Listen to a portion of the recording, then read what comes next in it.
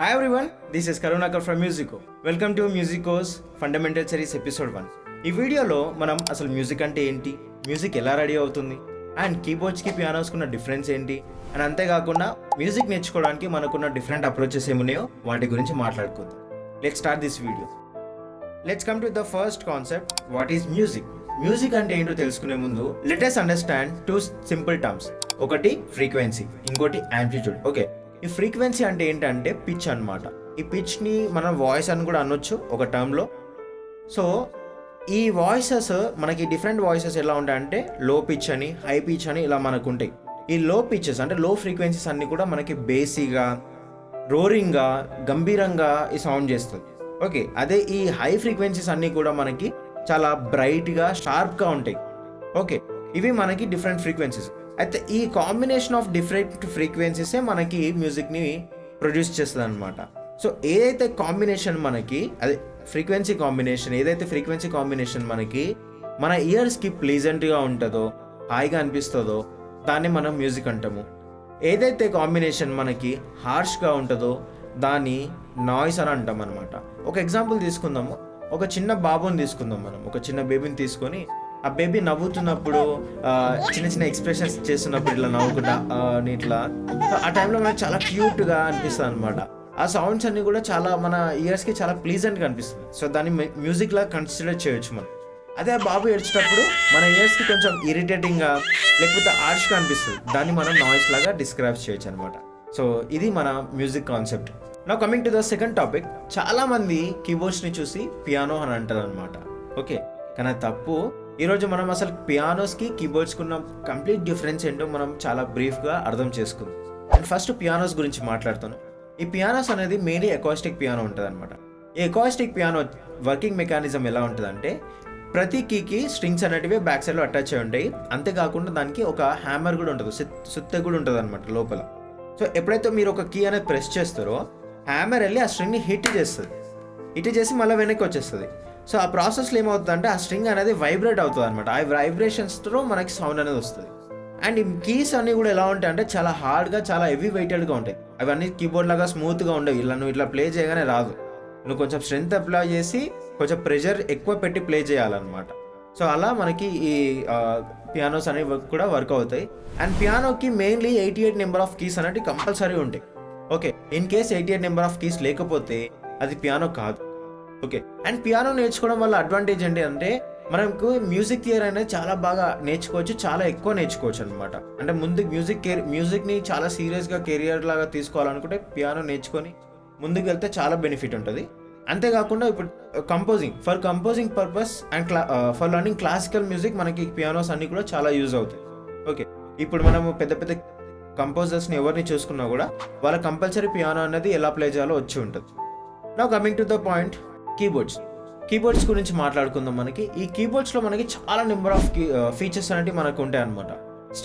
Different styles అని, different voices అని, మెట్రోనోము, sampling, recording, ఇలా ఎన్నెన్నో ఆప్షన్స్ అనేవి మనకి ఇస్తాడు అనమాట. మీడియా ఆప్షన్ కూడా ఇస్తాడు. అదే మన పియానోస్లో చూసుకుంటే ఇన్ని ఫీచర్స్ అనేవి మనకు ఉండవు. అక్కడ చాలా లిమిటెడ్ ఫీచర్స్ ఉంటాయి, చాలా లిమిటెడ్ టోన్స్ కూడా మనకు ఉంటాయి అనమాట ఇప్పుడు డిజిటల్ పియానోస్లో కూడా. అదే కీబోర్డ్స్లో చూసుకుంటే చాలా నెంబర్ ఆఫ్ స్టోన్స్ ఉంటాయి. లైక్ ఫ్లూట్ ఉంటుంది, గిటార్ ఉంటుంది, తబ్లా, ఇలా సో చాలా నెంబర్ ఆఫ్ ఉంటాయి. 800 ఇప్పుడైతే నార్మల్గా ఒక యమహా కీబోర్డ్ తీసుకున్నా కూడా అందులో 800 వాయిసెస్ ఉంటాయి అప్రాక్స్లీ. సో అలా మనకి చాలా నెంబర్ ఆఫ్ ఫీచర్స్ ఉంటాయి. అండ్ అంతేకాకుండా ఈ కీబోర్డ్ కీస్ అన్నీ కూడా చాలా లైట్గా, సెమీ వెయిటెడ్గా ఉంటాయి. ఈ కీబోర్డ్స్ అన్నీ కూడా నాకు మెయిన్గా యూజ్ అయ్యేవి ఇక్కడ మ్యూజిక్ ప్రొడక్షన్లో అండ్ లైవ్ మ్యూజిక్లో. సో క్యారీ చేయడానికి ఈజీ ఉంటుంది కాబట్టి లైవ్ మ్యూజిక్లో కూడా నేను యూజ్ చేస్తాను అనమాట.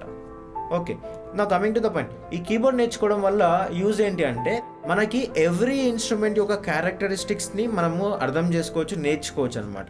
సో రియల్ ఇన్స్ట్రుమెంట్ కాకుండా దాన్ని ఇమిటేట్ చేయొచ్చు కీబోర్డ్ పైన. ఇప్పుడు సితార్ ఉంది, సితార్ క్యారెక్టర్ ఏముంటుంది, టోన్ క్యారెక్టర్, మ్యూజిక్ ఆ మెలోడీ అనేది గ్లైడ్గా ఉంటుంది, టింగ్ టింగ్ టింగ్ ఇలా గ్లైడ్గా ఉంటుంది అనమాట. ఓకే, సో దాన్ని నేను కీబోర్డ్ పైన ఇమిటేట్ చేయొచ్చు. 100% సేమ్ యాక్యురేట్గా రాకపోయినా 80 to 90% నేను మేనేజ్ చేయగలుగుతాను అనమాట. సో అందుకే ఇది మనకి బాగా మ్యూజిక్ ప్రొడక్షన్లో యూజ్ అవుతుంది. సో ఇది మనకి main differences between keyboards and pianos.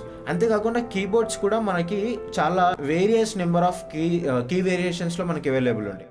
Okay, 32 keys అని, 43 కీస్ అని, లేకపోతే 72 కీస్ అని, 61 కీస్ అని, ఇలా చాలా మోడల్స్ అనేటివి కూడా మనకి అవైలబుల్గా ఉన్నాయి. అకార్డింగ్ టు అవర్ పర్పస్ మనం సెలెక్ట్ చేసుకోవచ్చు.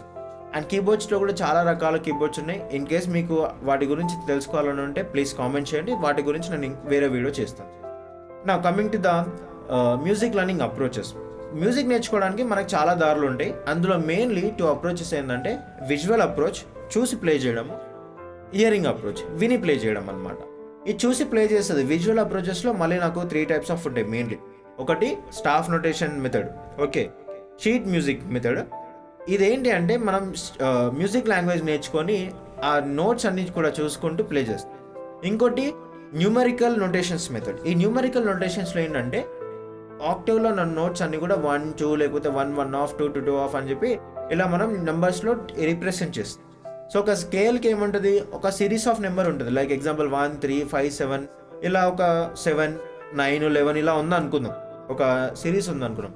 సో ఆ సిరీస్ని యూజ్ చేసుకుంటూ నేను స్కేల్ అనేది నేను రెడీ చేసుకుంటా, లేకపోతే చూసుకుంటూ ప్లే చేస్తాను.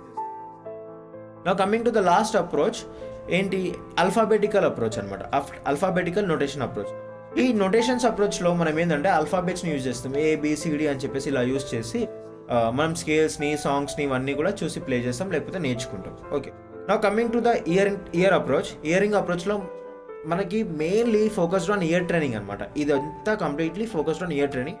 ఒక సాంగ్ విన్నప్పుడు, లేకపోతే ఒక స్కేల్ విన్నప్పుడు, ఓకే ఇది సో అండ్ సో స్కేల్, లేకపోతే ఈ స్కేల్ ఇలా సౌండ్ చేస్తుంది, అండ్ ఈ సాంగ్లో ఈ కార్డ్స్ ఉన్నాయి, ఇది ఈ ట్యూన్ ఇలా ఉంది, ఈ మెలోడీ ఇలా ఉంది అని చెప్పి ఇది ఇయర్ త్రూ గెస్ చేయడం అనమాట. సో ఏది ఇంపార్టెంట్ అండ్ ఏది మనకి చాలా ఈజీ అని అంటే రెండు కూడా ఇంపార్టెంట్. మన మ్యూజికల్ కాన్సెప్ట్స్ అన్నీ కూడా త్రూ విజువల్ కాన్సెప్ట్స్లో నేర్చుకోవడము, and performance wise like application వరకు వస్తే through ear applications, like ear అప్రోచ్లో మనకి చేసుకుంటే చాలా బెనిఫిట్ ఉంటుంది. ఇప్పుడున్న డిసడ్వాంటేజ్ ఏంటంటే బయట చాలామంది లైక్ స్టాఫ్ నోటేషన్స్ నేర్చుకొని కంప్లీట్లీ వాటిపైన డిపెండ్ అయి ఉంటున్నారు. They won't use any ear training. Okay, ear training use చేసుకొని ఓకే సో అండ్ సో ఇది ఈ స్కేల్లో ఉంది, లేకపోతే దీంట్లో ఈ కార్డ్స్ ఉన్నాయని చెప్పేసి గెస్ చేయాలన్నమాట. సో అలా వాళ్ళ ఇయర్స్ అంతా ట్రైన్ అయ్యి ఉండవు.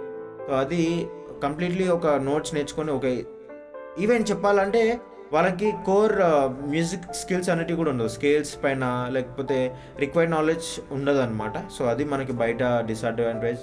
సో రెండు కూడా మనకు చాలా ఇంపార్టెంటే. రెండింటిని బ్యాలెన్స్ చేసుకుంటూ వెళ్ళాలన్నమాట. దెన్ నుండి we can become a good musician. I hope ఈ వీడియో మీ అందరికీ అర్థమైందని నేను అనుకుంటున్నాను. అండ్ ఈ వీడియోలో మనం మాట్లాడుకున్న టాపిక్స్ ఏంటి, ఫస్ట్ మ్యూజిక్ అంటే ఏంటో అనేది మనం తెలుసుకున్నాము. దాని తర్వాత కీబోర్డ్స్కి పియానోస్కి ఉన్న డిఫరెన్స్ తెలుసుకున్నాం. అంతేకాకుండా మ్యూజిక్ నేర్చుకోవడానికి మనకున్న డిఫరెంట్ అప్రోచెస్ ఏమున్నాయో వాటన్నిటి గురించి కూడా మనం మాట్లాడుకున్నాం. నెక్స్ట్ వీడియోలో కలుద్దాం. మంచి ఇన్ఫర్మేటివ్ వీడియోస్ అన్నీ కూడా మేము చేస్తుంటాము. ఇన్ కేస్ మీరు మమ్మల్ని కానీ ఫాలో కానీ సబ్స్క్రైబ్ కానీ చేయకపోతే ప్లీజ్ డూ. నెక్స్ట్ వీడియోతో మనం వద్దాము. మీకు ఎలాంటి డౌట్స్ ఉన్నా మీరు మమ్మల్ని హ్యాపీగా కాంటాక్ట్ చేయొచ్చు. Definitely we will reply you. Thank you so much.